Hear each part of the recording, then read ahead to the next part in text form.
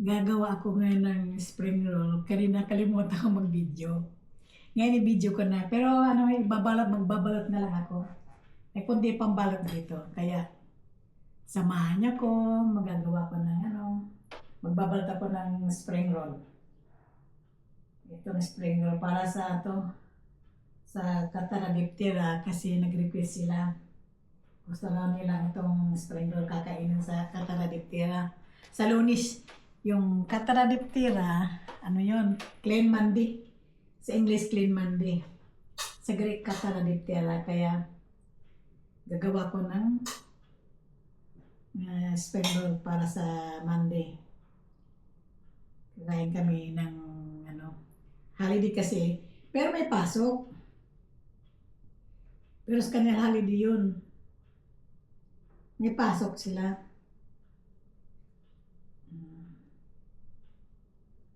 Ilalagay ko. Tapos ilagay ko to sa sa loob ng freezer. Yan siya. At nawawala siya.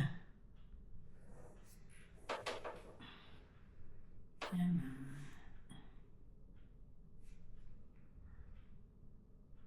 Ang hirap kaya magawa na ito.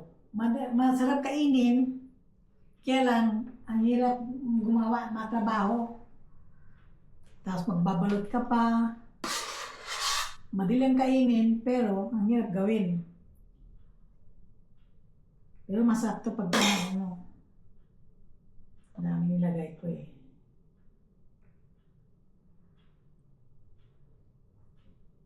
Guys, yung alaga ko, natutulog.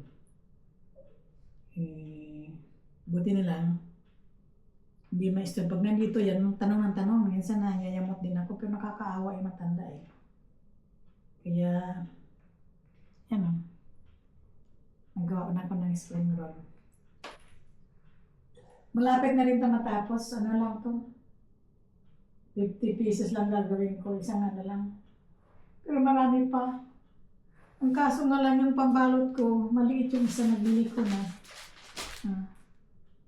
Maliit eh. Hindi ko alam magagawin ko yan. Pagkasyan ko lang.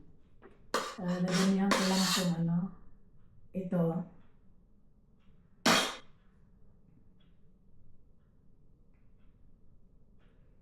Masarap na spring roll eh.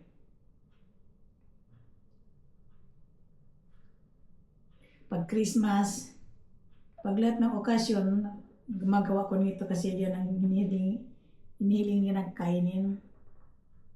Masarap na itong spring roll.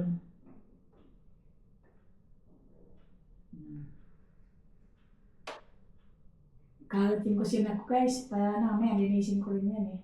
Di ba ko nakaupo kanina po dito eh. Naayos ko lang itong ko.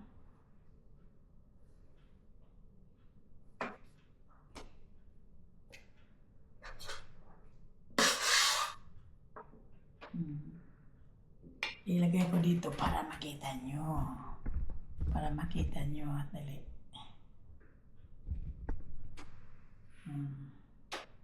Para makita nyo yan. Yan. Saan nawala ko? Ba't nawala ko? Yan. Yan. Matapos ko ito. Bagi ikot ko lang yan eh. Yan mo sa. Iharap ko yung camera ito. Di bali kung hindi makita dyan, mamaya pag nag-edit ako, nakaharap na ko dyan lahat. Kasi yung camera na yan, yan? Dalawang camera, back and forth. So, lahat ko hayan kung gustuhin ko. Kaso lang, mahirap mag-edit. Pero okay lang. Kaya natin edit yan eh. Pero sakit talaga ng paa ko hanggang ngayon. Ayaw uminom ng gamot. Kasi yung gamot na yan pain reliever ang tawag nun. Masama yun. Yung pag uminom ka ng pain reliever, matapang yun. Ang kalaban yung bituka mo. Yung katulad ng kapatid ko, hindi alam niya. Tuwing sakit ng paa niya, bili na bili. Walang hindi nagtanong sa doktor. Siya lang sabihin po, nung nalaman niya, bili niya. Kaya wala siyang doktor, kasi siya bibili. Inom na inom. Pag malaki siya daw, pag siya daw sakit daw, di na sumasakit kasi ng gamot. Ayun, ngayon, nasa, no? Nagsisisi, sabi ng doktor, nakitaan na yung bituka niya butas-butas kasi tinanong ng doktor ko, uminom siya ng pain reliever. Sabi ko daw, tuwing sasakit, inom na agad siya. Kahit konti, inom. Ayun, butas ang bituka. Yun ang hindi maganda, kaya ingat kayo pag inom ng gamot dahil ang gamot talaga ang kidney.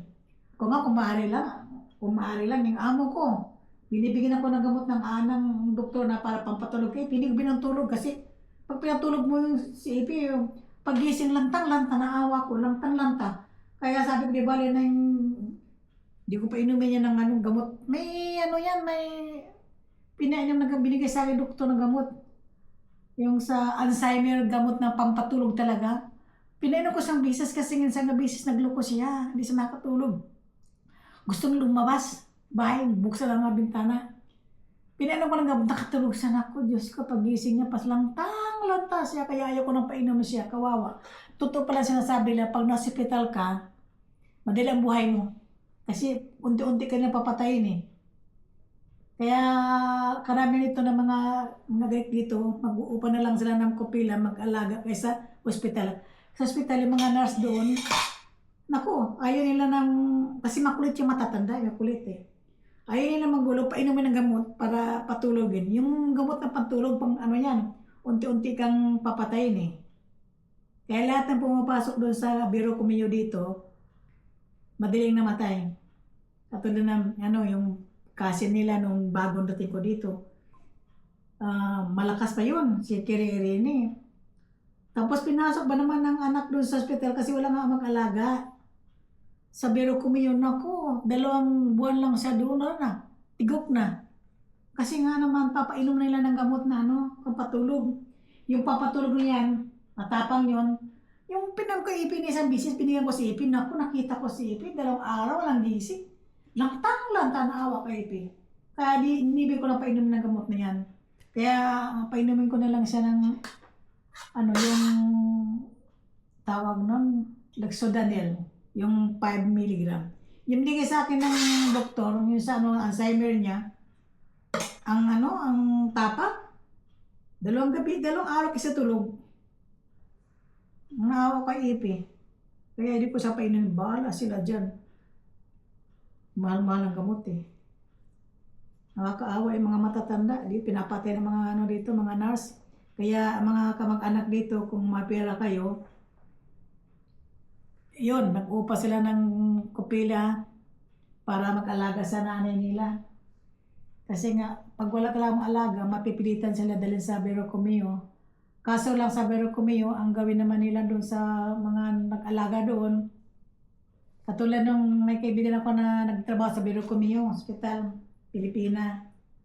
Sabi daw nila, yung matatanda daw pag nasa Biro Kumio, makukulit daw, maingay, kung ano mga para hindi sila trabaho, kasi maraming trabaho sila, papainom ng gamot nila, painumin nila ng gamot na matapang papatulog. So tulog yan, tulog, hanggang sa mawala. Hanggang sa mawala. Kaya yun. Kaya mga tao dito, mga Greek, ayaw na talaga kung wala, kung maaari lang. Ayaw nila sa ospital. Kasi sa ospital, unti-unti kang papatayin. O nga naman, may gagawin pa ako eh. Yung ginawa ko to, hindi ko alam. May konti pa dito. Yan. Yan, tapos na ito ko. Tantalan lang to. Gagawa ko ng pansit ito. Babalutin ko. Gagawin ko na ito ng pansit. Para bukas. Dali.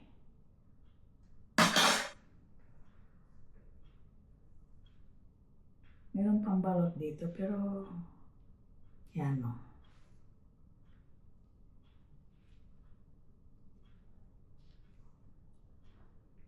malalapit na rin matapos to. Tang-tang! Ayan na, kagawa na ko. Ayan na. Ayan nagawa ko. Ayan. Ilalagay ko na sa freezer para sa Monday, meron makain kami. Ito sana, pero wait lang. Nagagawa ko ng pansit.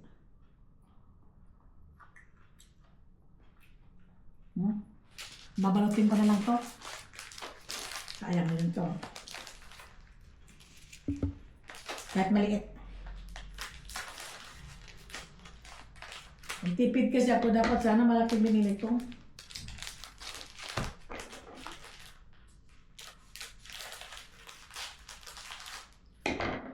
Ay.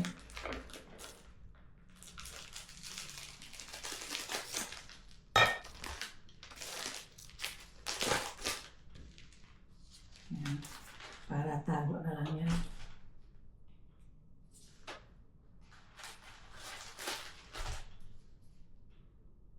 Maliit siya pero okay lang. Oh, maliit na balot to. Maliit na balot. Ano ito maliit na balot?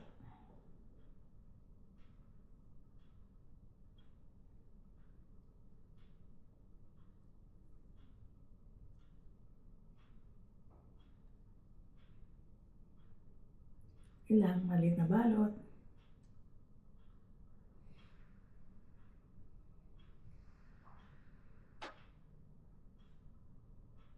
Ito na lang. Hanggang ito lang. Ito, tapos ito mamaya. Yung dito na.